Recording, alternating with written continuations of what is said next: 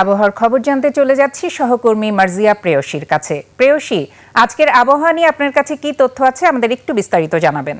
আখি, আপনাকে অসংখ্য ধন্যবাদ। দর্শক, এই মুহূর্তে আপনাদেরকে আজ এবং আগামী 24 ঘন্টার আবহাওয়ার সর্বশেষ তথ্য সম্পর্কে জানাবো।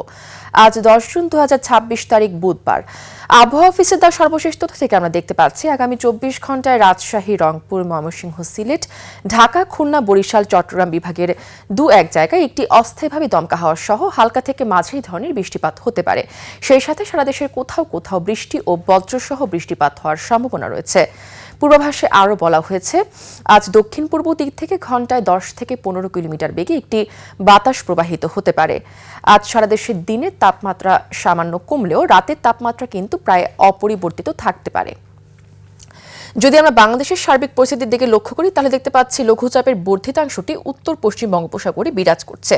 যদি আমরা রাজধানীর সার্বিক পরিস্থিতির দিকে লক্ষ্য করি, তাহলে দেখতে পাচ্ছি আজকে রাজধানীতে তাপমাত্রা রয়েছে 27 ডিগ্রি সেলসিয়াস এবং গত 24 ঘন্টায় রাজধানীতে সর্বোচ্চ তাপমাত্রা রেকর্ড করা হয়েছে 31 ডিগ্রি সেলসিয়াস এবং সর্বনিম্ন তাপমাত্রা 27 ডিগ্রি সেলসিয়াস। রাজশাহীতে তাপমাত্রা রয়েছে 31 ডিগ্রি সেলসিয়াস, ময়মনসিংহে 27 ডিগ্রি সেলসিয়াস, সিলেটে 26 ডিগ্রি সেলসিয়াস এবং চট্টগ্রামে 27 ডিগ্রি সেলসিয়াস।